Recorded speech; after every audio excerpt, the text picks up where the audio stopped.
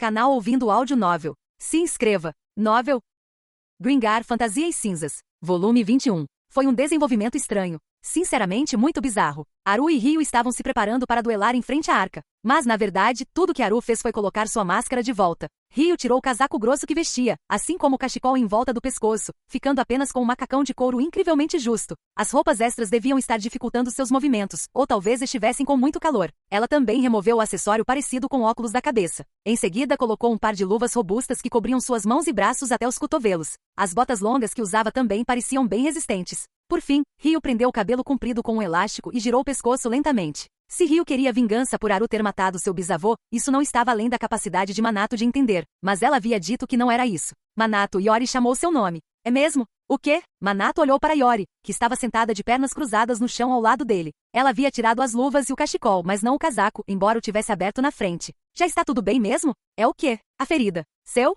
Não, a sua. Có. Manato ergueu os dois braços, cruzou-os acima da cabeça e se espreguiçou. Flexionou o corpo para os dois lados também. Nada parecia errado. Não dói nada, então provavelmente já sarou, certo? Você poderia me mostrar? Claro. Manato se virou para que Yori pudesse ver suas costas, onde deveria estar a lesão. Suas roupas estão rasgadas e manchadas de sangue, mas não há nenhum ferimento de verdade aqui. O que aconteceu com seu corpo, Manato? Não sei o que te dizer. Sempre fui assim. Isso me lembra, os dentes não crescem de novo se caírem, Yori? Não aqueles permanentes que nasceram depois que meus dentes de leite caíram. Dentes permanentes? Você quer dizer dentes de adulto? Sim. Já perdi um dente permanente e ele cresceu de novo. Pelo visto, caras como eu aparecem de vez em quando. Dizem que há muito tempo, os sacerdotes de Lumiaris conseguiam curar feridas com magia. Mágica? Acho que não. Não que eu saiba. Mas não estou fazendo nada de especial. Então você simplesmente deixa em paz e cicatriza. Deve ser bom. Mas se um dia me rachassem a cabeça, acho que isso provavelmente me mataria. Não é? Sabe, minha cabeça nunca foi rachada antes. Talvez eu devesse tentar? E se isso te matar? Nem tente. Acho que você tem razão, disse Manato rindo, o que fez Yori rir junto com ele. Manato achou um pouco estranho ele pensar isso enquanto também estava rindo, mas Yori parecia completamente despreocupada, considerando que Ryu e Haru estavam prestes a duelar. Ela parecia totalmente relaxada. Quem você acha que vai ganhar, Haru ou Ryu? Perguntou Manato. Não sei, respondeu Yori imediatamente. Afinal, Haruhiro tem mais de um século de experiência, e não parece que a idade o esteja atrapalhando. Ele deve ser bem resistente. Mas Ryu também não fica atrás, então quem pode dizer? Você conseguiria derrotar Haru? Não dá para dizer sem tentar. Por que Ryu está brigando com Haru? Você vai descobrir se observar. Yori ergueu um joelho e o abraçou, depois olhou para a irmã. A Ryu não é desajeitada como a Yori. Embora, quando era pequena, ela fizesse tudo o que a Yori mandava. Mas a Ryu não é mais criança, então vai fazer as coisas do jeito dela. Ela é teimosa. Mas a Yori também é. Talvez seja porque temos o sangue da bisavó correndo nas veias. Embora, dizem, o bisavô também era bem teimoso. Deixe-me avisá-lo, disse Haru, brandindo suas duas adagas. Ele tinha a extensível na mão direita e a inextensível na esquerda. Nunca treinei nenhuma arte marcial. Só aprendi técnicas para ferir e matar criaturas vivas.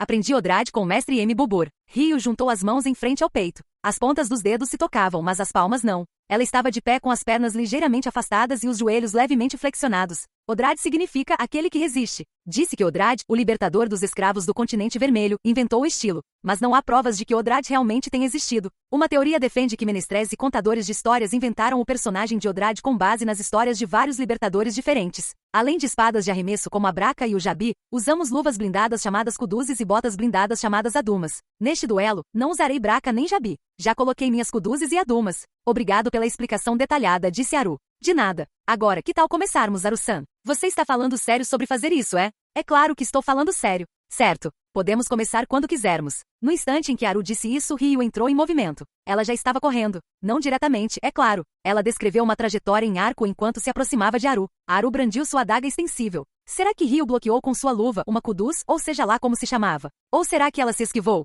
Os dois estavam tão perto que parecia que iam se chocar. Mas um instante depois, se separaram. Os movimentos de Ryu eram constantes e fluidos, sem nunca parar por um segundo. Mudavam a cada instante, acelerando e desacelerando. É como niu, niu, niu, niniu, niu, niu, niniu, niu, niu. Manato murmurou. Você quer dizer Ryu? Yori perguntou. Sim. O Haruhiro fica tipo ro, papai, ro. Ah, sim, ele está se movendo mais ou menos assim. Ryu é um verdadeiro pesadelo para enfrentar. Você já lutou com ela, Yori? Não Ryu, mas Yori já lutou contra outros usuários de Odrade. Eles são fortes. Ou você também poderia dizer que são perturbadores. Odrad é mais do que apenas aqueles ataques de impacto característicos. Ele também usa arremessos. Todas as suas técnicas são ofensivas. Eles se lançam na batalha com o objetivo de derrotar 10 caras antes de morrerem, e fazem isso desarmados. Mas quando têm Kuduzes e Adumas para proteger seus braços e pernas, podem matar 10 caras e sair ilesos. Era verdade, Ryu estava constantemente no ataque. Haru recuava ou se movia para o lado, mas raramente avançava. Os lábios de Iori se contraíram em um franzir de testa. Mas Haruhiro não está lutando a sério. Essas são as técnicas dele para ferir e matar seres vivos? Se for isso mesmo, estou decepcionada. Iori parecia irritada. Manato deu um leve sorriso. O quê? Perguntou Iori, lançando-lhe um olhar fulminante. Bem, quer dizer, se Haru matasse Ryu, você não gostaria disso, certo? Bem, você odiaria isso, não é? Sim, ela é minha irmãzinha. Você acha que Haru vai matar Ryu? Após uma pausa, Iori disse não. Então você não acha que isso significa que Haru não vai levar o relacionamento a sério? Haruhiro aceitou o duelo. Mas por que você acha que ele aceitou? Você e Ryu são netos, não bisnetos dos camaradas por quem ele tinha tanto carinho, certo? Não acho que Haru seria capaz de matar pessoas como vocês. Mas ele matou o camarada dele, Hanta, não matou? Que estranho. Ele devia ter um motivo para fazer isso. Talvez não tivesse outra escolha. Acho que sim. Sabe de alguma coisa, Iori? Nada disso. Afinal, isso foi há um século. Tenho certeza que Haru não queria matá-lo. Imagino como deve ser essa sensação, matar alguém sem querer. Após uma pausa, Iori disse, nem quero pensar nisso. Deve ter sido difícil para Haru. Manato percebeu que, assim como Iori havia dito, Haru não estava falando sério. Mesmo enquanto Ryu o atacava incessantemente, ele ocasionalmente contra-atacava com sua adaga extensível, mas os golpes não tinham precisão. Não havia nenhum indício de que ele estivesse tentando finalizá-la. Haru havia matado um homem que não queria matar e agora estava lutando contra Ryu, com quem não queria lutar. Ai, Manato suspirou sem querer. Iori olhou para ele. O que foi? Perguntou ela. Não sei. Por algum motivo, Manato sentiu que não conseguia mais ficar sentado de pernas cruzadas. Ele se levantou e ficou agachado. Aguenta firme, Haru. Aguenta firme? Iori parecia chateada, ou talvez desconfiada. Manato não fazia ideia de por que tinha dito aquilo. Era tão estranho que ele não conseguiu conter o riso. Simplesmente escapou e respondeu. Não adianta, disse Haru de repente, jogando fora sua adaga extensível. E então soltou também a adaga não extensível. Ryu parou pela primeira vez. Mas não foi uma parada repentina. Ela se moveu suavemente para uma postura mais baixa. Isso significa que você está interrompendo o duelo? Perguntou ela. Não posso te matar enquanto você tiver o sangue de Yumi e Hanta correndo nas suas veias. Mas você matou o nosso bisavô, Haru-san. Você tem razão. E apesar do que acabei de dizer, se eu estivesse numa situação que me obrigasse, eu também poderia te matar. Que tipo de situação seria essa? Hanta me pediu para fazer isso. Ele implorou para que eu o matasse antes que Sulhel assumisse o controle. Ele sabia. Sulhel estava prestes a ser libertado, e então ele não seria mais ele mesmo. Ele nem sequer teria a capacidade de morrer como uma pessoa. Ele provavelmente entendia tudo isso. Então, a única maneira de ele ter morrido como pessoa era se você o tivesse matado, Haru-san. Talvez houvesse outra maneira, mas não uma que pudéssemos ter descoberto naquele momento. Pouco antes de tirar a vida dele, eu disse que sentia muito. Ele foi fiel a si mesmo até o fim.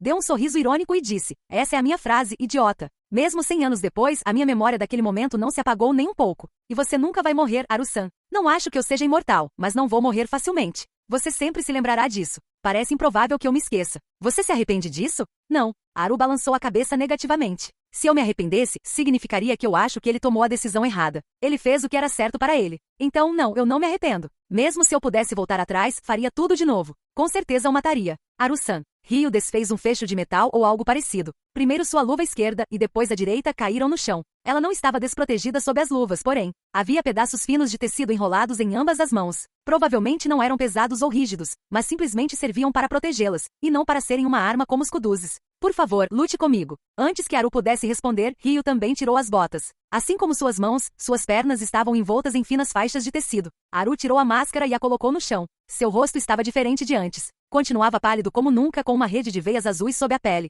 Mesmo assim, Manato teve a impressão de que algo havia mudado. Quando vira o rosto de Haru pela primeira vez, parecerá o de um morto ou de algo artificial, mas agora, embora ainda apresenta-se apenas um tênue vestígio de vida, não parecia mais morto. Haru então tirou também um manto. Se é isso que você quer, eu luto com você. A partir de agora, vou dar tudo de mim. Ryu inclinou o corpo. Ela já estava correndo. Ela havia dito que a partir daquele momento usaria todo o seu poder, o que significava que ela não o tinha feito antes. Ouviu-se um som incrível e Haru saiu voando. NGH. Haru girou no ar, apenas para ser derrubado com um golpe violento. Ryu havia disparado em disparada, ultrapassado-o e o atingido no ar com um chute giratório reverso. E assim que suas costas tocaram o chão, outro ataque já vinha em sua direção. De novo. Ryu girou na diagonal e, ao fazê-lo, desferiu um golpe com os braços contra o corpo de Haru. Ele não ficou ali parado, porém. Encolheu-se como uma bola, como se assumisse uma posição defensiva. O corpo de Haru foi impulsionado para cima, e assim que ele estava no ar, Ryu o golpeou novamente com os dois braços. Se ela tivesse feito aquilo com Manato, ele não sabia se o mataria, mas provavelmente seria o suficiente para deixá-lo inconsciente. Como Haru tinha saído daquela situação?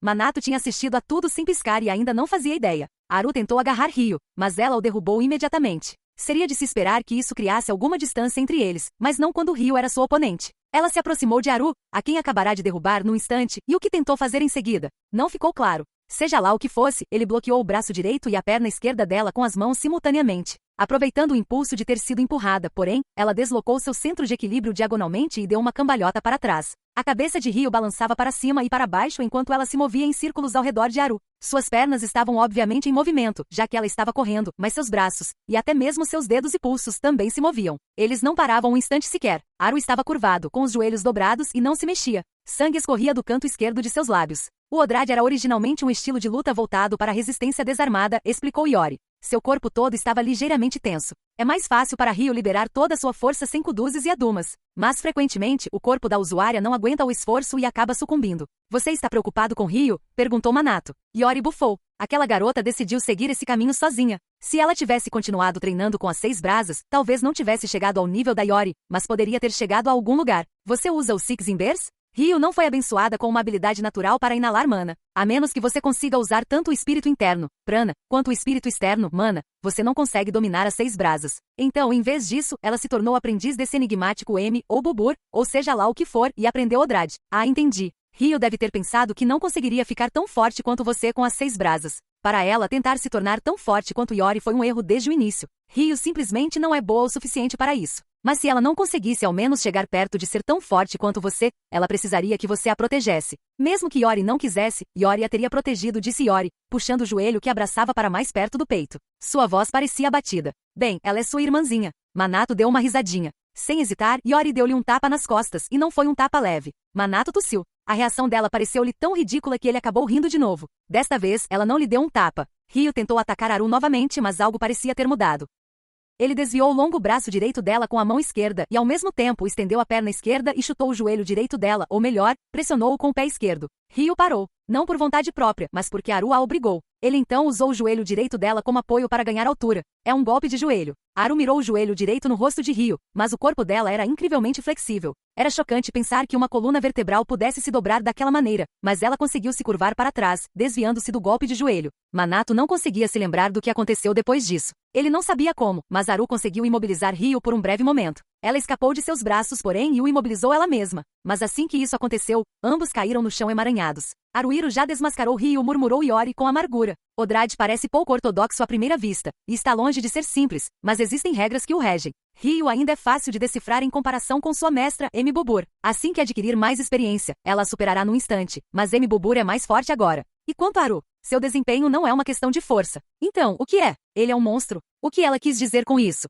Ryu e Haru ficaram imóveis por um bom tempo. Rolaram pelo chão, tentando imobilizar uma a outra, agarrando braços, pernas e pescoços. Mas então, Ryu subitamente se levantou de um salto. Haru se levantou apenas uma fração de segundo depois disso. Ryu segurou o rosto de Haru entre os braços. Mas ela não estava apenas o abraçando. Depois de o segurar firmemente, ela o torceu com força. Manato estremeceu. Foi tão assustador que ele só conseguiu rir. Se ela tivesse feito aquilo com ele, teria sido terrível. Seus ossos teriam se quebrado e sua cabeça teria explodido. O pescoço de Haru estava dobrado numa direção estranha. Sua cabeça não havia se rompido. Obviamente, isso não ia acontecer, mas seu rosto estava um desastre. Sua pele estava rasgada e o sangue jorrava dele. Aconteceu alguma coisa? Perguntou Haru, apesar do estado deplorável em que se encontrava. Ryu pareceu hesitar por um instante antes de desferir um chute giratório com a perna esquerda. Talvez ela estivesse tentando acertá-lo entre o chute e um soco de direita. Haru envolveu os braços e as pernas na perna esquerda de Ryu. Ele parecia estar tentando quebrar as articulações do joelho e do tornozelo dela. Para impedi-lo, ela bateu com força a perna a qual ele se agarrava no chão, mas isso não foi suficiente para fazê-lo soltá-la.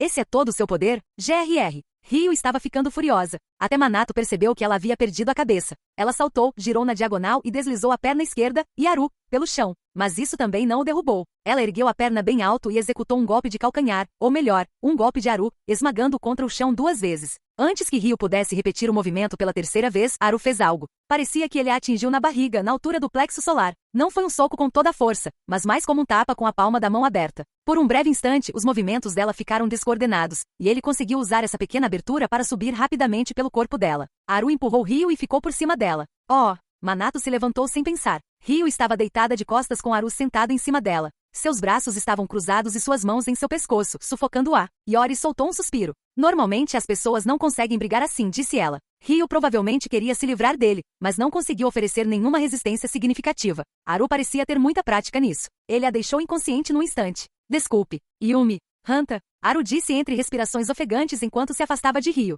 Seu pescoço estava curvado para trás e para a direita, e seu rosto estava um desastre, mas Haru permaneceu ali calmo. Bem, talvez essa não fosse a palavra certa. Mas por outro lado, talvez fosse. Sua bisneta é durona. Tenho que admitir. Ele provavelmente estava falando daquele jeito porque o pescoço quebrado dificultava a fala. Isso devia estar incomodando, porque ele agarrou a cabeça com as duas mãos e a virou para a frente. Manteve-a nessa posição por um tempo, depois do qual aparentemente tudo passou. Haru soltou a cabeça e se virou para encarar Minato e Yori. Seu pescoço não estava mais dobrado, e seu rosto também estava mudando. Estava coberto de sangue, mas os músculos, vasos sanguíneos e carne pareciam estar borbulhando enquanto se regeneravam. Minato também se curava rápido, mas não tão rápido assim. E a forma como seus ferimentos cicatrizavam também não tinha nada a ver com isso. Yori, você também queria lutar comigo? Perguntou Haru. Não me coloquem no mesmo saco que a Ryu, resmungou Yori. Então baixou a cabeça e deixou os ombros caírem. A bisavó não teria te culpado pelo que você fez, e a Yori também não vai te culpar por isso. Conte-nos mais sobre o nosso bisavô, Haruhiro. Quero ouvir o que você tem a dizer sobre ele. Claro, disse Haruhiro com um aceno de cabeça.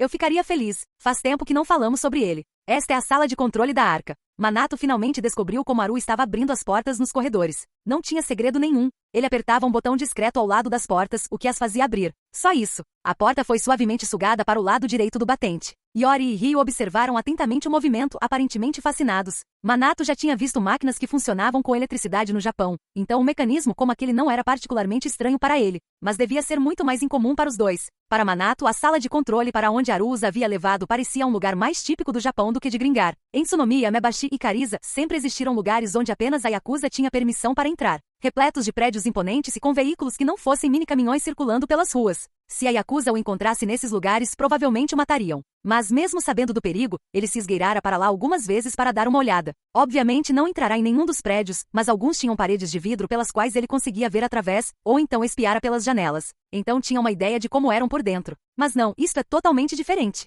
O interior não era tão grande quanto o armazém. O teto não era muito alto e as luzes embutidas emitiam apenas uma luz fraca. Havia fileiras organizadas de mesas ou algo parecido e cadeiras. A sala de controle também era dividida em níveis. Eles entraram pelo nível mais alto e os níveis desciam à medida que se avançava pela sala. Havia escadas e também caminhos inclinados, como os que se veem na encosta de uma colina. Haru desceu as escadas. Parecia que Yori e Ryu não sabiam bem o que fazer, mas Minato decidiu segui-lo. Ei, Haru, o que é uma sala de controle? Ele controla todas as funções da arca, embora eu só entenda uma pequena parte delas.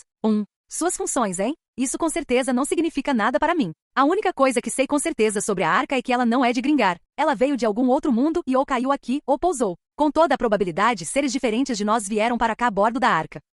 Ah, então é por isso que vocês chamam de arca? Porque é um navio. Mas não se parece muito com um navio. Ele pode alterar sua aparência externa. E não é só isso. Você também pode manipular o interior. Tipo como quando o corredor era uma escada em espiral, né? E a arca não é a única coisa interessante por aqui. Esta máscara é mais uma. Haru estava usando aquela coisa de novo. Não havia nenhum motivo real para ele esconder o rosto naquele momento, mas aparentemente ele a usava há tempos e não se sentia bem sem ela. Há muitas coisas em Gringar que vieram de outros mundos. Pode ser que este lugar atraia essas coisas, continuou ele. Outros mundos? Você quer dizer como o Japão? O Japão é um desses outros mundos? Eu penso que sim. Assim que Haru desceu completamente as escadas, parou em frente a uma longa mesa. Mas não era uma mesa qualquer. Havia objetos salientes nela e muitos desenhos em sua superfície. Yori e Ryu também desceram as escadas. Nunca imaginei que a torre fosse assim por dentro, disse Yori, olhando em volta ansiosamente com um olhar penetrante. Ela parecia bastante cautelosa. Ryu seguiu Yori sem demonstrar qualquer emoção. Minato achou impossível decifrar o que ela estava pensando ou sentindo. Embora Ryu tivesse sido nocauteada ao perder para Haru, ela recuperou a consciência rapidamente. Pelo que parecia, ela não havia sofrido nenhum dano permanente. O pescoço de Haru estava quebrado e seu rosto estava desfigurado, mas ele mal havia machucado Ryu. Ele deve ter escolhido vencer dessa forma de propósito. Não te culpo por estares perplexo, disse Haru, tirando a luva direita e tocando um dos desenhos sobre a mesa. A pele da sua mão estava tão excessivamente pálida quanto a do seu rosto. Controle, estou solicitando autenticação. Quando Haru disse isso, as luzes se acenderam por todo o quarto. Uau! Exclamou Minato, surpreso. Yori não soltou um grito, mas deu um pequeno pulo, e os olhos de Ryu estavam arregalados. O desenho sobre o qual Haru apoiava a mão direita brilhava com uma luz pálida. Autenticado. Controle ativando. Quem? Manato inclinou a cabeça para o lado. Aquela voz não pertencia a Haru, nem a Yori, nem a Ryo. Um texto branco iluminou-se em algum outro lugar da sala, não bem em frente a Haru. Embora Manato tivesse aprendido a ler, ele não reconheceu aquela escrita. Pelo modo como Yori e Ryo ficaram em silêncio, examinando as letras suspeitas, aparentemente elas também não conseguiam ler o que estava escrito. Código. Quarto vago A e código. Quarto vago B. Trocar camuflagem, disse Haru. Pedido de alteração de camuflagem aceito, respondeu a mesma voz de antes. Vamos ver. Tamanho. 3. Estilo. Moderno. Tipo. Espaço habitacional de um só cômodo. Uma cama de solteiro para o quarto de hóspedes A e 2 camas de solteiro para o quarto de hóspedes B. Aceito. Deseja prosseguir com a alteração de camuflagem solicitada? Prossiga. Aceito. A camuflagem será concluída em 180 segundos. Não é preciso fazer uma contagem regressiva. Aceito. Contagem regressiva cancelada. Haru? Manato puxou levemente a capa de Haru. Com quem você esteve conversando esse tempo todo? Controle, disse Haru. Então ele retirou a mão e a luz da forma se apagou. Ou melhor, para ninguém, corrigiu-se. Uma das funções do sistema de controle da Arca é que você pode manipulá-la falando com ela dessa forma. Se a empresa soubesse disso, disse Yori, franzindo a testa e fazendo uma careta, causaria todo tipo de problema. Eles viriam com tudo o que tem para confiscar. Aquelas pessoas são maníacas por coisas malucas como essa. Não sei que empresa é essa de que você está falando, mas apreender a Arca não seria fácil. Eles teriam que se autenticar para usar o sistema de controle, explicou Haru. E você é o único que pode fazer essa autenticação, Haruhiro? Sim, basicamente. Talvez este aviso caia em ouvidos surdos, Haruhiro, mas você fala demais. O que você faria se Yori fosse afiliada à empresa? Você pode achar isso ilógico, mas me recuso a ter dúvidas sobre os bisnetos de Yumi e Hanta, disse Haru, colocando a luva de volta. Principalmente não sobre você e Ryo, a quem conheci pessoalmente. Não sei bem como explicar, mas sinto a presença de Yumi em você. Você herdou algo dela, provavelmente algo incrivelmente importante. Não é justo mencionar a bisavó. Desculpe, eu não sou uma pessoa justa. É por isso que ainda estou vivo, disse Haru antes de se afastar da mesa. Venha comigo. Preparei alguns quartos para você. Voltando pelo corredor, Haru abriu outra porta. Do outro lado, havia um quarto comum. Era um pouco parecido com os quartos da casa que Manato e as canárias encontraram no interior de Cariza. Era bastante espaçoso, e o teto era tão alto que ele precisaria pular para tocá-lo. Havia 2 camas, uma estante, uma mesa e 2 cadeiras. Além da porta de entrada, havia outras portas no quarto. Segundo Haru, elas davam para um pequeno cômodo chamado vestiário, onde as garotas podiam se lavar, um banheiro e até mesmo um lavabo separado. Se vocês optarem por ficar aqui, Yori e Ryo podem usar este quarto juntas. Se precisarem de mais alguma coisa, me avisem. Contanto que não seja nada muito especial, eu consigo providenciar, explicou Haru, com as 2 atrás dele. Então, ele se virou para encará-las. Ou talvez vocês preferissem 2 quartos, em vez de um compartilhado. HRMM. Yori cruzou os braços e gemeu. Ryo respondeu imediatamente, juntos é melhor. Haru também havia preparado o outro quarto. Era do mesmo tamanho que o de Yori e Ryo, mas havia apenas uma cama de solteiro. Ele disse que era o quarto de Manato. Um quarto só para mim? Uau, isso pode ser inédito para mim. Tenho comida guardada no meu quarto. Talvez eu não precise, mas vocês são todos bem jovens, então imagino que comam bastante. Dependendo de quanto tempo ficarem, terei que pensar em como conseguir mais. Não sei se meu jardim alterna ainda está em condições de ser usado. Manato pediu a Haru que lhe explicasse como usar o banheiro e depois tomou um banho. Tudo o que ele precisava fazer era girar a torneira e um fluxo interminável de água quente jorrava. Ele já tinha ouvido falar de instalações como essa no Japão, mas nunca imaginou que um dia seria capaz de usar uma. Tomar banho é tão bom. Ele ficou debaixo da água morna por um tempo quase longo demais, depois se esfregou com um pedaço de pano macio que estava no vestiário. O vestiário também tinha um grande espelho que refletia a metade superior do seu corpo. Ele se virou para verificar as costas e não encontrou nada do ferimento além de uma cicatriz inchada, que provavelmente desapareceria completamente no dia seguinte. Nossa, meu cabelo cresceu tanto. Não fazia muito sentido ficar perambulando no pelo quarto, com nada além de uma toalha pendurada no pescoço. Então ele se sentou na cama. Amassou as roupas que havia tirado e as jogou em um canto qualquer do quarto. Haru tinha se dado ao trabalho de escolhê-las para ele, e agora já tinha um rasgo nas costas. Será que isso tem conserto? Ah, ainda tem sangue nelas. Será que sai com água? Seria bom se elas melhorassem sozinhas, como meu corpo. Mas roupas normalmente não cicatrizam, né?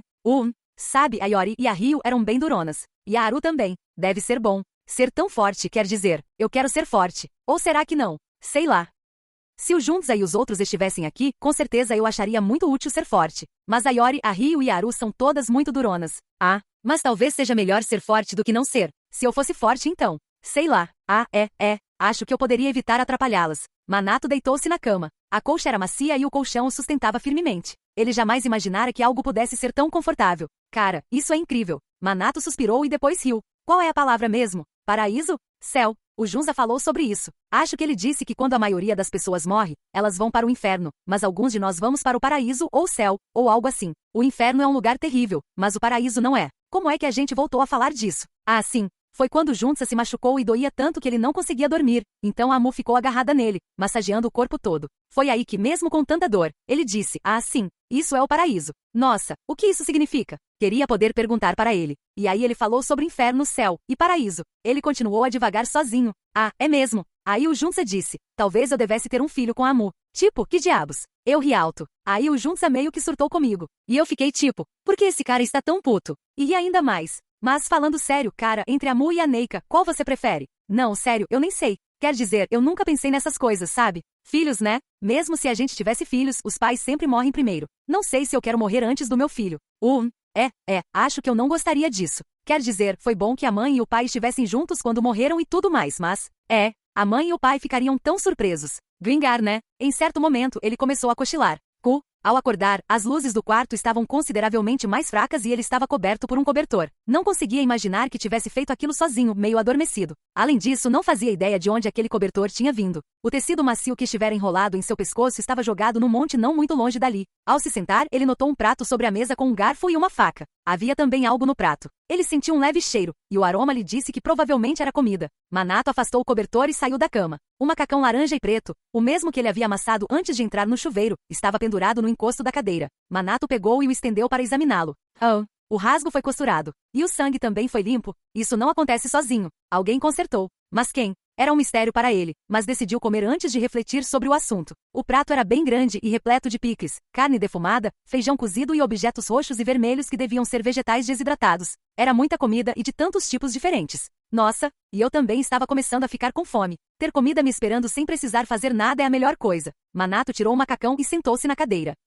Assim que se sentou, porém, pegou o macacão de volta. Alguém se dera ao trabalho de consertá-lo para ele. Não seria justo tratá-lo mal, pensou em vesti-lo, mas também queria começar a comer imediatamente. Manato dobrou o macacão e ponderou por um longo momento o que deveria fazer antes de colocá-lo no chão. Então, sentou-se na cadeira e pegou o garfo. De jeito nenhum. A carne já foi fatiada para ficar mais fácil de comer. Manato começou com as fatias finas de carne defumada, enfiando pedaços na boca, mastigando-os e engolindo-os um após o outro. Tão bom. NGHH. Ele quase se engasgou. Olhando para baixo, avistou algo parecido com uma garrafa cheia de um líquido que ele supo ser água, ao lado do prato. Estava tão concentrado na comida que nem sequer a tinha visto. Manato destampou o recipiente e tomou um gole, engolindo o líquido de uma vez. Água. Ah, é água. Pensando bem, eu também estava com sede. Ainda bem que tenho isto. Ele devorou toda a refeição num instante e até lambeu o vinagre dos picles do prato. Uau, eu ainda poderia comer mais. Mas estou satisfeito. Manato olhou para o teto e fechou os olhos. É uma boa vida. Ele começou a rir. Não uma risada alta, porém. Apenas uma risadinha discreta.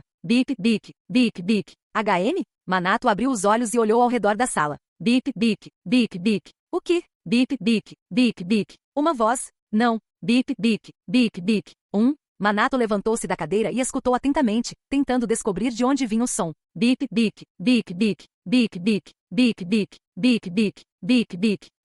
O som vinha de algum lugar no teto, mas ele não tinha certeza de onde. Bip, bip, bip, bip, bip, bip, bip, bip, bip, bip. Por fim, ao som estranho juntou-se outro. Provavelmente alguém batendo em uma parede, no chão ou em alguma outra superfície dura. Está vindo da porta? Manato caminhou até a entrada e encostou o ouvido na porta. Ele definitivamente ouviu o som ali. Era fraco, mas a porta vibrava levemente a cada batida. As portas deste quarto, ao contrário das do corredor, não eram tão diferentes das portas de uma casa no Japão. Esta tinha uma maçaneta e uma fechadura de trinco. Manato destravou a fechadura, girou a maçaneta e abriu a porta.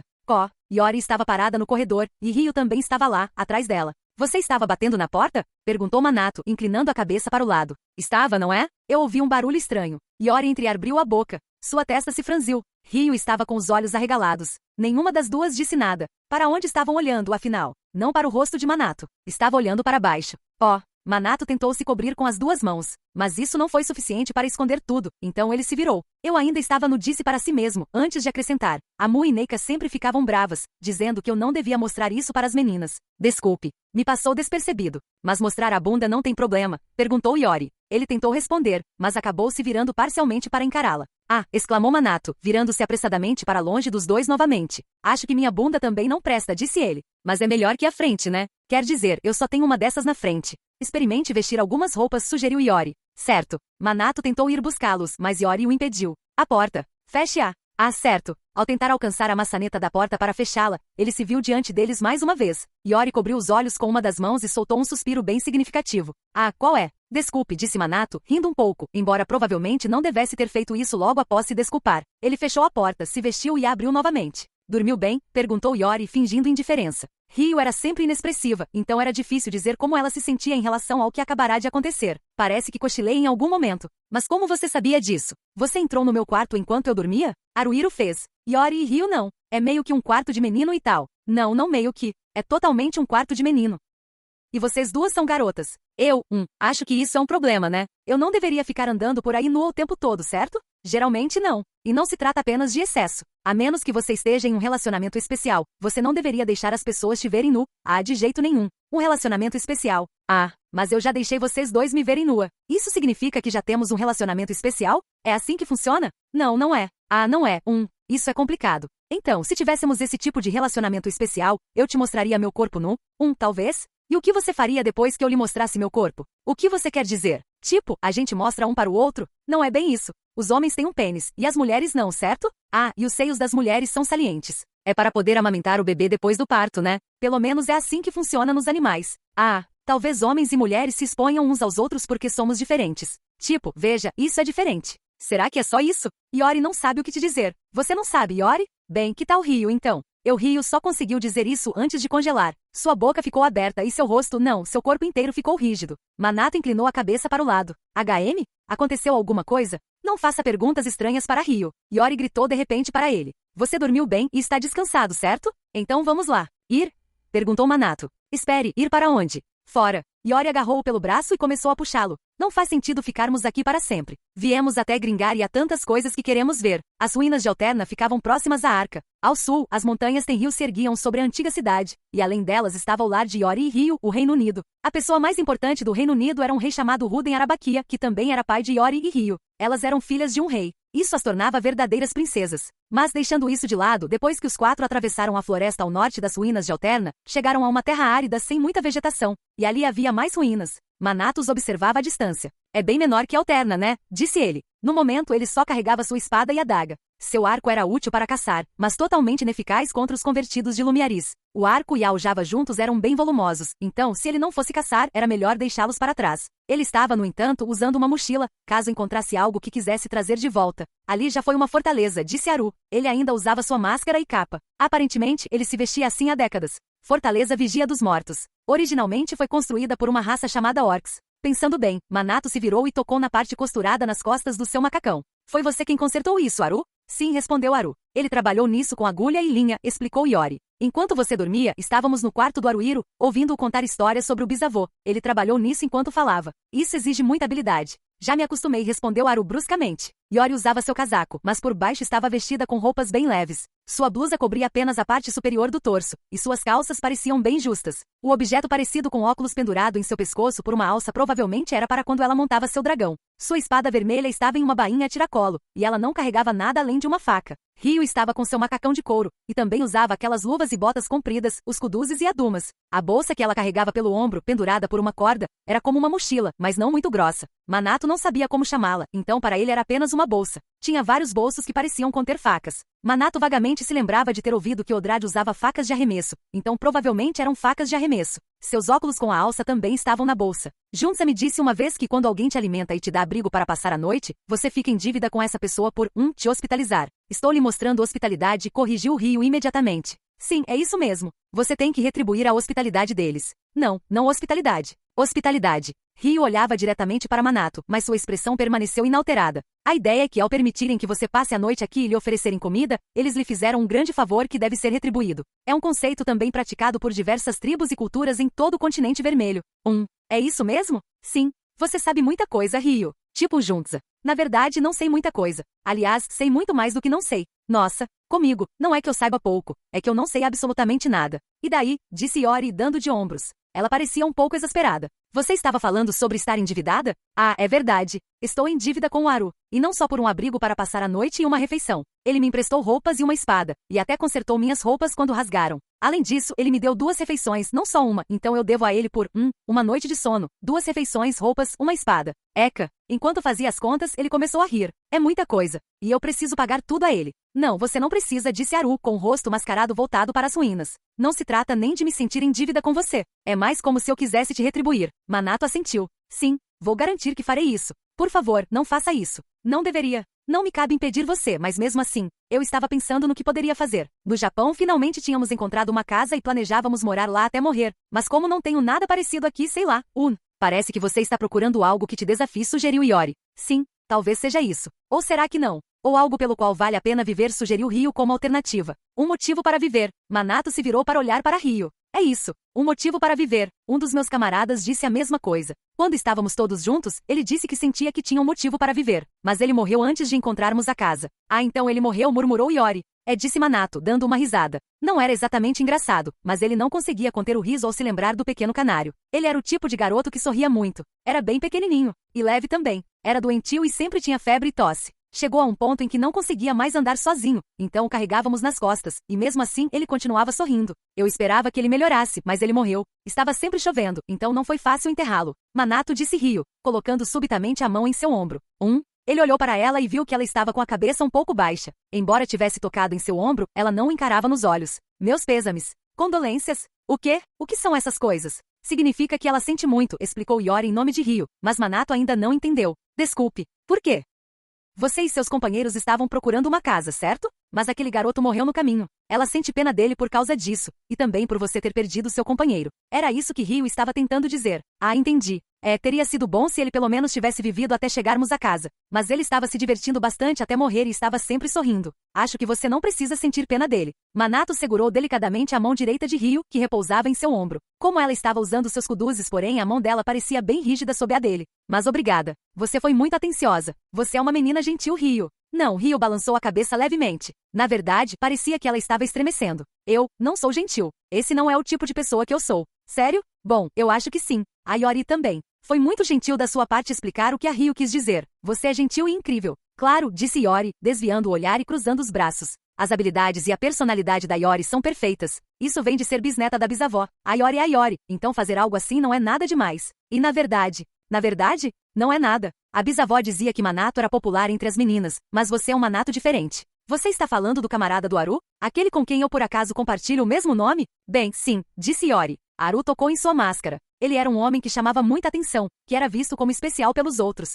Era muito simpático e sorria bastante. Como é que chamam mesmo pessoas assim? Perguntou Manato em voz alta. Comediantes. Essa pessoa conta muitas piadas, murmurou Ryo, com a cabeça baixa novamente. Certo, então está errado. Existe outra palavra para uma pessoa que ri muito? Bem, tanto faz. Não importa. Mão. A mão direita de Ryo se contraiu. Minha mão. Sua mão? Eu esperava que você pudesse me deixar ir. Ah, desculpe. Quando Manato a soltou, Ryo rapidamente afastou a mão direita e a agarrou com a esquerda. Ele a havia machucado? Não podia ser isso. Manato não tinha apertado com tanta força, e a mão de Ryo estava protegida pelo seu kuduz. Há alguém nas ruínas daquela fortaleza? Perguntou Iori. Que eu saiba, não, disse Aru balançando a cabeça. Vendo daqui, pode parecer que as muralhas estão praticamente intactas, mas na verdade, 2/3 delas desabaram. E a própria fortaleza não é habitável. Então não adianta muito, né? Disse Iori. Não. Mas o aparecimento dos convertidos de Lumiaris em Alterna me deixou curiosa sobre o que poderia estar acontecendo por aqui. Aru apontou para o oeste. Há uma cidade chamada Damuro a cerca de 4 quilômetros daqui. Há mais de um século, era uma fortaleza Goblin. Agora é uma base para os servos de Sulhel. Iori colocou a mão no queixo. O que significa que este é o território de Sulhel? É verdade. Há uma luta entre as facções de Lumiaris e Sulhel por toda Gringar, mas sempre pareceu que tudo ao sul das planícies de Kikivint era um lugar insignificante para eles. As forças de Sulhel conseguiram tomar o controle de Damuro antes das de Lumiaris, e as minas de Sirene, um pouco mais a noroeste, também pertencem a eles. Eles repeliram vários ataques da facção de Lumiaris ao longo dos anos, e as coisas têm estado bem tranquilas por aqui ultimamente, mas os convertidos de Lumiaris podem estar mirando em Damuro novamente. É essa a sua impressão, certo, Aruiro? Sugeriu Iori. É uma possibilidade. Os convertidos que recrutamos poderiam ter formado um destacamento avançado. Talvez. Então a força principal, ou pelo menos parte dela, estaria em algum lugar naquela fortaleza. E eles enviaram aquele destacamento avançado como batedores para ver se algo estava acontecendo em Alterna? Não temos confirmação disso, e é por isso que quero investigar este lugar. Se eu estivesse sozinho, poderia simplesmente ter me refugiado na arca e esperado a tempestade passar. Bem, devo dar uma olhadinha rápida então? Ofereceu Manato, levantando a mão. Iori franziu a testa. Você provavelmente seria vista pelos guardas deles e se meteria numa grande encrenca.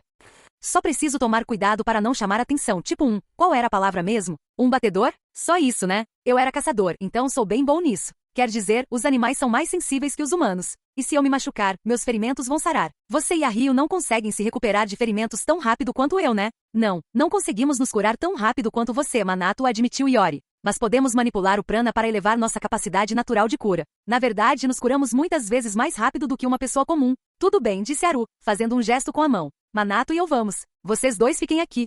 Manato conseguia andar na ponta dos pés e fazer muito pouco barulho, mas não conseguia ser completamente silencioso. Talvez não fosse impossível para ele ser tão silencioso, mas avançar, mesmo que um pouco, sem fazer barulho levava tempo. Aru era silencioso e rápido, decidindo onde cada passo cairia com tanta precisão que Manato tinha dificuldade em imaginar que ele estivesse pensando em cada um deles. Aru e Manato se aproximaram da fortaleza num instante e ficaram de costas para a muralha. Iori e Ryu não eram visíveis de onde estavam. Os dois estavam escondidos atrás da pequena colina. Aru apontou para o leste. Assim que Manato assentiu, mostrando que havia entendido, Aru recomeçou a andar com Manato logo atrás. Eles seguiram o muro até uma esquina. Logo após a curva, havia um monte de entulho onde o muro havia desabado. Aru estendeu a palma da mão em direção a Manato. Aquele sinal provavelmente significava que ele queria que Manato esperasse ali. Manato assentiu. Aru escalou o monte de entulho. Era apenas um pouco mais alto que Manato, então não demorou muito. Ele colocou a cabeça para fora por cima e não se escondeu imediatamente. Estava observando o interior. Por fim, desceu até onde Manato estava. É como eu esperava. Há soldados divinos reunidos lá dentro, Aru sussurrou no ouvido de Manato. Há pelo menos um sacerdote e dezenas de outros, talvez mais de 100. Isso é muito? Perguntou Manato sem usar a voz, apenas gesticulando claramente. Ele confiava que Aru seria capaz de entendê-lo. Há centenas de escravos em Damuro. Eles não conseguirão derrotar o inimigo apenas com o número de soldados que tem aqui. Você acha que existem mais deles? Parece provável. O número deles já é um problema, mas se houver um santo entre os convertidos, estamos em apuros. O que é um santo? Você sabe o que são padres, não é? Aqueles com o corpo todo coberto por aquela coisa prateada. Recital? Receptor. É algo dado aos convertidos pelos núcleos de luz hexagramáticos de Lumiaris, mas não é apenas uma substância inanimada. É uma espécie de forma de vida. Uau! Receptor. Pelo que parece, deve ser bem complicado, né? Existem convertidos ainda mais poderosos que padres, que tiveram parte de seus receptores transformados. Eles são chamados de capitães sacerdotes. Transformar. Na maioria dos casos, uma parte do receptor se transforma em arma. Então você consegue perceber só de olhar para eles? Sim. E os santos são ainda mais avançados. Os sacerdotes possuíam múltiplos núcleos em seus corpos, e seus receptores eram rígidos. Isso também potencializava suas habilidades físicas. Além disso, eles podiam se fortalecer sussurrando palavras estranhas. Os capitães sacerdotes eram ainda mais fortes. E os santos eram ainda mais fortes. Manato quase caiu na gargalhada, mas sabia que seria ruim fazer tanto barulho, então se conteve rapidamente. Aru inclinou ligeiramente a cabeça para o lado. O quê? Nada, respondeu Manato, balançando a cabeça. Eu só estava pensando que isso é assustador. E o fato de ser assustador não torna tudo meio divertido? Para mim não. Mas entendo o que você está dizendo. É raro, mas alguns caras sentem prazer em correr riscos. Sabe, o Hunter era mais ou menos assim. Esse é o bisavô de Iori e Ryu, certo? Há sinais disso em ambos também. Caso contrário, eles não teriam cruzado o caminho dos Tenryu. Mas você não é como nós, Aru? Sou um covarde. Vamos procurar um pouco mais. Os dois mantiveram a cabeça baixa ao passarem pela parte desmoronada da muralha. Havia outro trecho intacto além dali, mas depois disso, a muralha estava tão destruída que não restava nem mesmo um monte de entulho. Aru se inclinou para fora da borda da parede quebrada, apenas para se esconder imediatamente atrás dela. Ele fez um gesto casual para Manato, que se aproximou dele. Você viu alguma coisa? Eles estão por perto. Um grupo de soldados divinos sentados em volta de um sacerdote. Eram cerca de 40. Eita! Aru olhou para o muro de pedra a qual estavam de costas. Parece que podemos subir aqui, disse ele. Não devia ter mais do que 3 Arus ou Manatos de altura. Havia também muitos pontos de apoio para as mãos e os pés. Sim, parecia que seria fácil o suficiente para escalar. E agora que Manato tinha chegado a essa conclusão, era exatamente isso que ele queria fazer. Espere aqui, disse Aru. Manato queria protestar, mas hesitou em discutir com o homem a quem queria retribuir o favor. Parecia que teria que acatar. Ele inflou as bochechas o máximo que pôde em frustração, mas fez um sinal de positivo para Aru. Após uma breve pausa, Aru disse: fiquem aí até que eu diga o contrário. Não se preocupe. Farei o que você disser, Aru. Provavelmente. Mais ou menos. Farei o meu melhor. Sim. Aru começou a escalar a parede. Ele era rápido. Manato achou que algumas das pedras provavelmente se moveriam ou fariam barulho se alguém colocasse o peso sobre elas, mas Aru nunca escolhia uma pedra ruim. Aru não subiu até o topo do muro. Ele se agarrou à lateral e enfiou a cabeça até a metade, permanecendo bem imóvel. Manato ouviu alguma coisa. É Lumiaris, Oslume, Eden Lume, é Lumiaris. Era uma voz? Sim. Ele tinha certeza disso. Lumina os desis, Lumina os redes. Não estava sozinho. Havia vários deles não falando, mas cantando. Lume Estados Unidos Shinkuais, Lumina Kuais é Lumiaris. Existiam canções no Japão. Seus pais cantavam ocasionalmente, e Manato se lembrava de algumas das músicas que eles cantavam. Ele também ouvirá cantos em Tsunomiya e Kariza. Seus camaradas também tinham suas próprias canções que eles mesmos cantavam. Luz de Enshin, Luz de Miras, Luz do Pai? As vozes se elevaram. No entanto, não parecia que estivessem se divertindo. Cantavam em grupo, sem dúvida, mas não em coro. Era mais como se estivessem todos de cabeça baixa, cada um murmurando as palavras em seu próprio ritmo. Elumiaris, milume, Elumiaris. Cada voz provavelmente não era tão alta, mas o som do canto foi se intensificando gradualmente. Havia soldados divinos por toda a fortaleza, e cada um deles começou a cantar, não todos ao mesmo tempo, mas individualmente, o que contribuiu para o volume total. Era meio assustador. As vozes vinham todas de dentro da fortaleza, mas parecia que a música havia envolvido Haru e Manato. Haru finalmente desceu.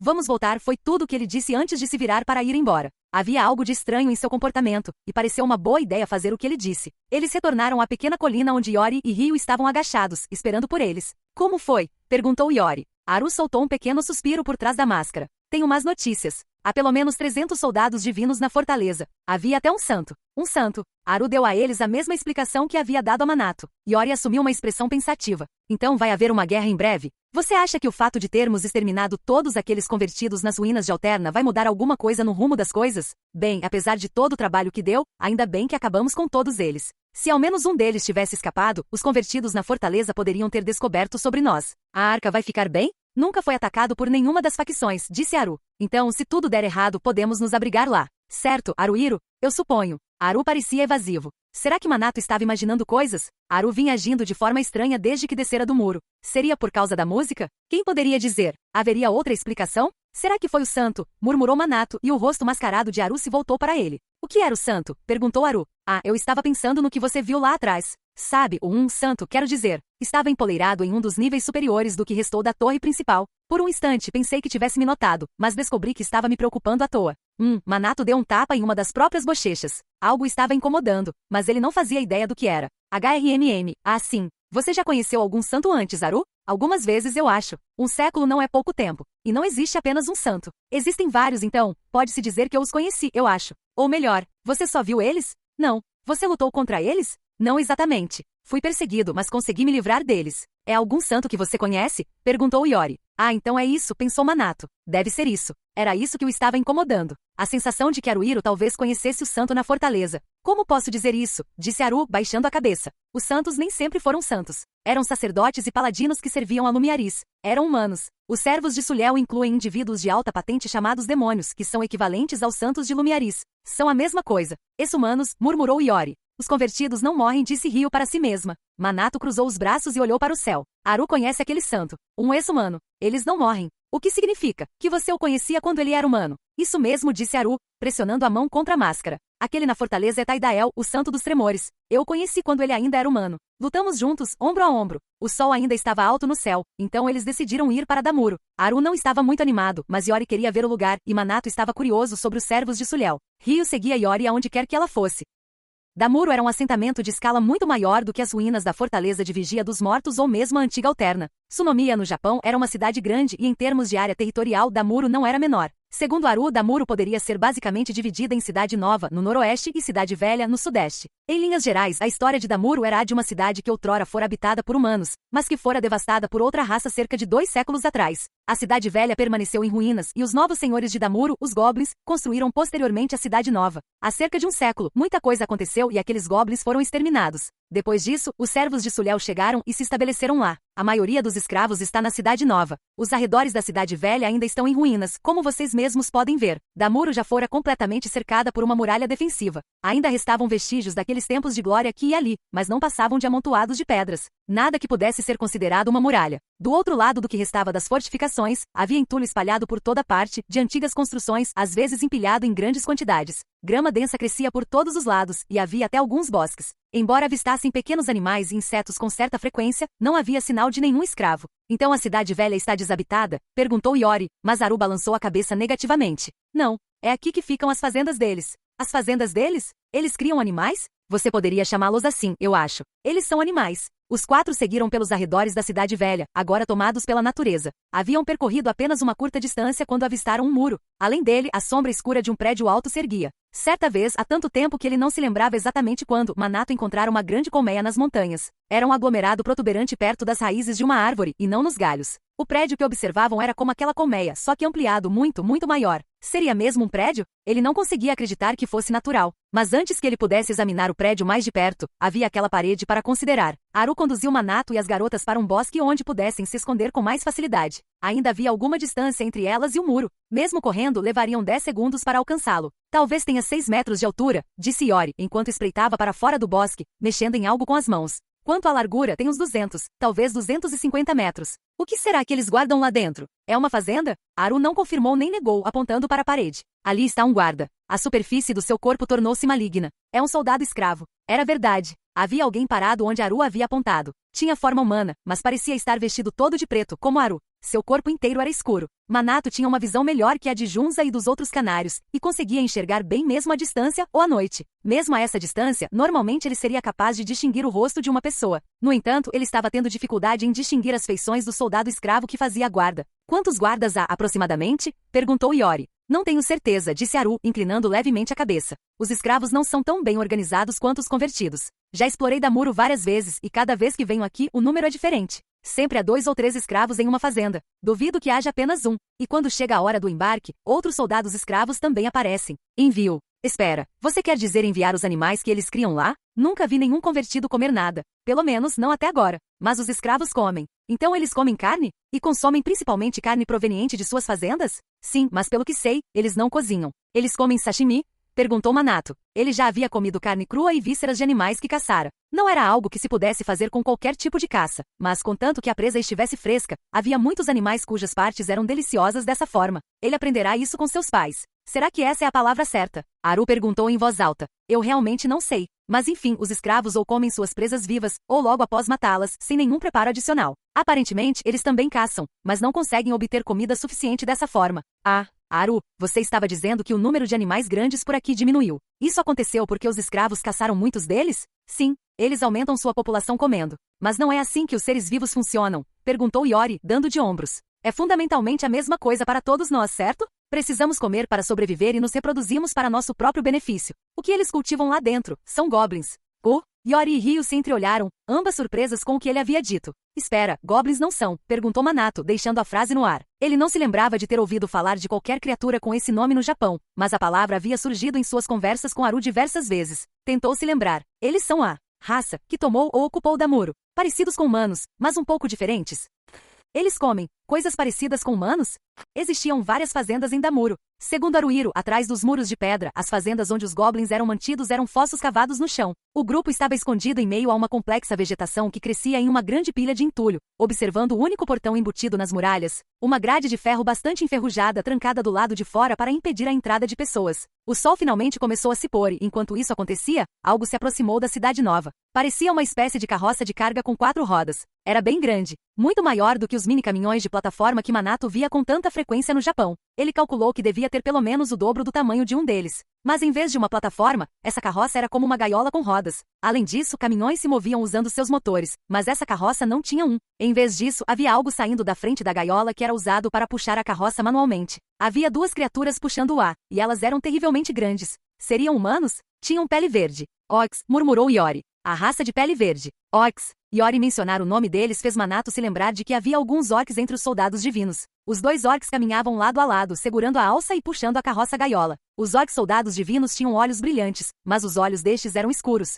Não tinham a parte branca. Os olhos dos orcs escravos eram completamente negros. Eles não estavam transportando nenhuma carga. A gaiola estava vazia, mas uma criatura humanoide escura estava sentada em cima dela. Aquela não era um orc. Era como os guardas. A superfície do seu corpo havia se tornado maligna. Era assim que Haru a havia descrito antes. Um soldado escravo, hein? A carroça com gaiolas parou no portão. Então, os orcs removeram a barra do portão e começaram a abri-lo. Pareciam bastante fortes, mas ainda assim estavam com dificuldade. Provavelmente porque estava enferrujada ou talvez empenada. Não parecia estar encaixada corretamente. O soldado escravo em cima da carroça cruzou as pernas e levantou um joelho, mas não se moveu de onde estava sentado. Não parecia estar interessado em ajudar os orcs. Finalmente, o portão se abriu. Os orcs começaram a puxar a carroça com as gaiolas novamente, levando-a para dentro da fazenda. Eles sabiam que havia guardas no topo da muralha, mas nenhum era visível de onde Manato e os outros estavam. O portão estava escancarado. O carrinho com gaiola logo desapareceu de vista. Os criadouros ficavam em fossos, portanto, em um nível inferior ao do terreno circundante. É possível que o carrinho com gaiolas tenha descido até esse nível inferior. Manato ouviu algo parecido com uma voz. Ele não sabia que língua estava sendo falada, mas definitivamente estava gritando com alguém. Que gritos estridentes eram aqueles? Pareciam vir de várias vozes diferentes. Seriam berros? Estava muito barulhento. O que eles estão fazendo? Perguntou Iori a Haru, ou talvez estivesse apenas se perguntando em voz alta. Haru permaneceu em silêncio. Iori foi quem quis investigar a fazenda. Haru queria voltar. Manato sinceramente não sabia o que queria fazer. Para ele, caçar animais para sobreviver era perfeitamente normal. E às vezes, humanos eram caçados e devorados por animais. Ele não achava que houvesse nada de particularmente horrível nisso. Mas por mais faminto que ficasse, ele mataria e comeria outro ser humano? Sentia que não gostaria. Mas por mais que detestasse a ideia, se fosse uma questão de comer ou morrer, não teria escolha. E no entanto, mesmo faminto, seria capaz de comer um camarada como Junza? Disso, ele não tinha tanta certeza. Não, na verdade, tinha sim. Ele não comeria um camarada. Por outro lado, e se ele estivesse à beira da morte e seus companheiros estivessem morrendo de fome? Se não houvesse mais nada para comer e ele fosse morrer de qualquer maneira, talvez ele achasse que não haveria problema em comê-lo. Ele poderia até desejar que o fizessem. Mas independentemente dos desejos de Manato, seus companheiros o comeriam? Seria preciso muito esforço para convencê-los, não é? Mas se alguém não fosse seu camarada, ele poderia comê-lo. Se fosse um completo estranho, ele poderia vê-lo como comida? Ele já havia se deparado com cadáveres humanos quando estava com fome. Havia corpos mortos à beira da estrada em todas as cidades por onde passará, com exceção de Tsunomiya. Estavam infestados de moscas e outros insetos, e haviam sido bicados por corvos, cães e porcos. Vivendo como caçador, ele comia pássaros, cães monteses e javalis, que eram semelhantes a porcos, além de cobras e alguns insetos.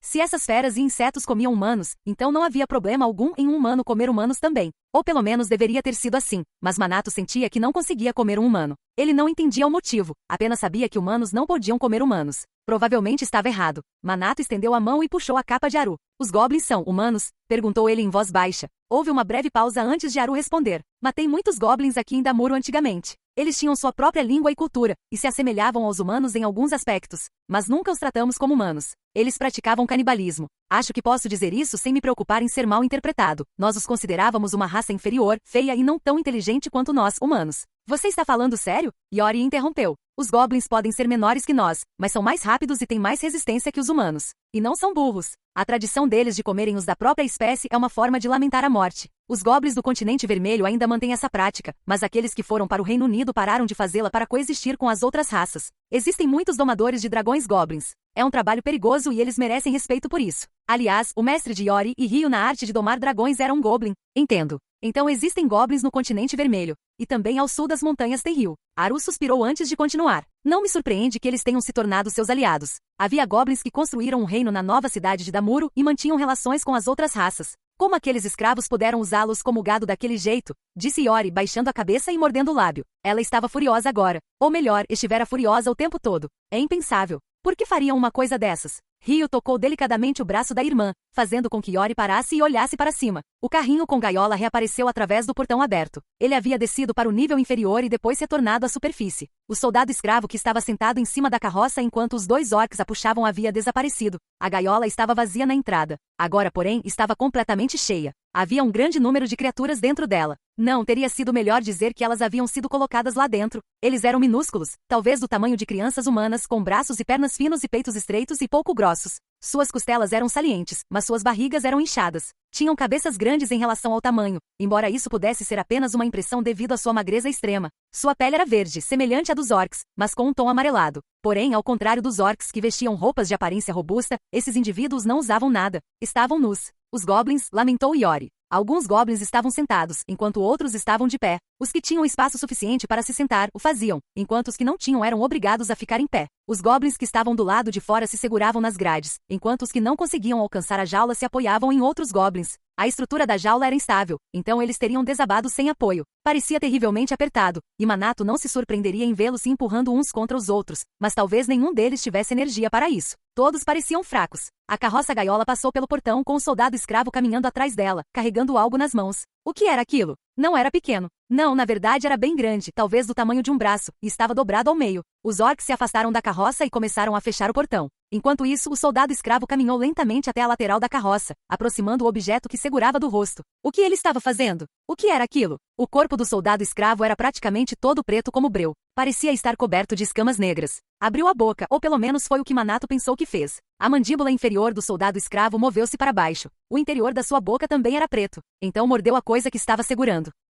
O soldado está comendo, murmurou Iori, cobrindo a boca com uma das mãos. A coisa tinha aproximadamente o tamanho de um braço. Estava dobrada mais ou menos na altura do cotovelo. Era verde, com um leve tom amarelado e manchas vermelho escuras em alguns lugares. Não se tratava do tamanho de um braço, aquilo era um braço. O soldado escravo estava comendo o braço de um goblin. O portão da fazenda foi fechado e trancado. Os orcs voltaram para a frente da carroça, onde ficaram lado a lado. Segurando a alça com suas grandes mãos, os dois começaram a puxar a carroça novamente. O soldado escravo aparentemente continuaria caminhando ao lado da carroça. Os goblins na jaula estavam quietos. O soldado escravo estava bem ao lado deles, roendo o braço de um dos seus. Havia goblins observando de dentro da jaula, mas não disseram nada. Estavam completamente imóveis. Manato olhou para o carrinho com a gaiola, depois para Iori e Ryo. Vocês não vão salvar aquelas pessoas? Urg! Iori resmungou. Os olhos de Ryo se arregalaram em surpresa e ela engoliu em seco. Iori colocou a mão no punho de sua espada vermelha e dobrou os joelhos. Não, isso é. Yaru avançou rapidamente, sinalizando para Iori parar. Espere, Iori. Damur é território de escravos. Você não pode subestimar um soldado escravo, mesmo que esteja sozinho. Se fossem 2 ou 3, não sei se conseguiríamos lidar com eles. Além disso, mesmo que você consiga libertar aqueles goblins daquela jaula. Aruiro. Iori entende o que você quer dizer. Iori não é idiota. Eu sei que não é. Sério? Você está presumindo que a Iori ficou tão emocionada que vai tentar salvar os goblins sem pensar nas consequências. Não é isso, Aruiro? Bem, você está enganado. O que você está pensando em fazer? Existem várias fazendas de goblins, certo? Provavelmente 4 na Cidade Velha. Vamos destruir todos eles. O que você acabou de dizer? Seria muito difícil salvar todos os goblins presos lá dentro. Mas não vamos mais deixar que esses servos os tratem como gado. Iori não pode aceitar isso. Iori não vai permitir. Primeiro, vamos impedir que eles sejam enviados para fora. Depois, vamos destruir os criadouros. Todos eles. Ryo. Quando sua irmã mais velha a chamou, a mais nova sentiu. Se Iori pretendia fazer isso, Ryo a ajudaria. Claro que sim. Elas podiam ser irmãs, mas não eram tão parecidas assim. Não eram gêmeas. As duas tinham nascido com cerca de 1 ano e meio de diferença. E Ryo era muito mais alta que Iori, e elas diferiam em mais do que apenas a aparência. Suas personalidades também eram quase completamente opostas. Mas mesmo assim, certamente estavam de acordo sobre isso. Aru, disse Manato, colocando a mão no ombro de Aru. Não havia nada de engraçado no assunto que estavam discutindo, mas ele não conseguiu evitar rir um pouco. Tudo bem, disse Aru, baixando a cabeça. Só me prometa que você vai recuar quando precisar. Sulhel tem servos por toda Gringar. Eu nem sei quantas fazendas existem por aí. Esta batalha vai ser muito mais longa do que você imagina. Você acha que a Iori vai perder a coragem? Não com o sangue da minha bisavó e do meu bisavô correndo nas minhas veias. Tudo bem, disse Manato, estendendo a mão com a palma para baixo. Iori inclinou a cabeça para o lado, confusa, mas colocou a mão sobre a de Manato. Ryo fez o mesmo, provavelmente apenas porque sua irmã mais velha o fizera, colocando a mão sobre a de Iori. O quê? Disse Aru. Ele não se mexeu para participar. Manato resmungou, gesticulando com o queixo, e Aru finalmente colocou a mão sobre a de Ryo. O que é isso? Parecia que Iori ainda não havia entendido. Quem sabe? Disse Manato rindo. É algo que as pessoas fazem. Tipo, vamos dar tudo de nós, sabe? Juntas, disse Ryo, olhando para Iori, depois para Aru e por fim para Manato. Ela sentiu levemente. Daremos tudo de nós. Juntas?